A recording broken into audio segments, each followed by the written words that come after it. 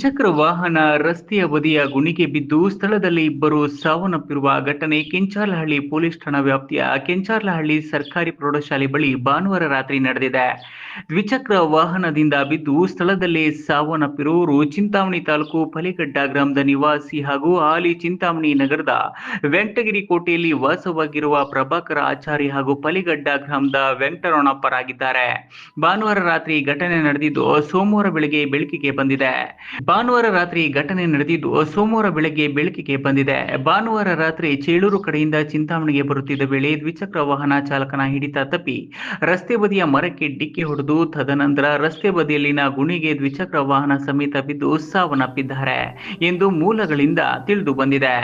ಇನ್ನು ವಿಷಯ ತಿಳಿದ ಕೂಡಲೇ ಸ್ಥಳಕ್ಕೆ ಕೆಂಚಾಲಹಳ್ಳಿ ಪೊಲೀಸರು ಭೇಟಿ ನೀಡಿ ಸ್ಥಳ ಪರಿಶೀಲನೆ ನಡೆಸಿ ಮುಂದಿನ ಕ್ರಮ ಕೈಗೊಂಡಿದ್ದಾರೆ. ಬಿ ದೇವಪ್ಪ, ಈ ನ್ಯೂಸ್ ಟಿವಿ, ಚಿಂತಾಮಣಿ.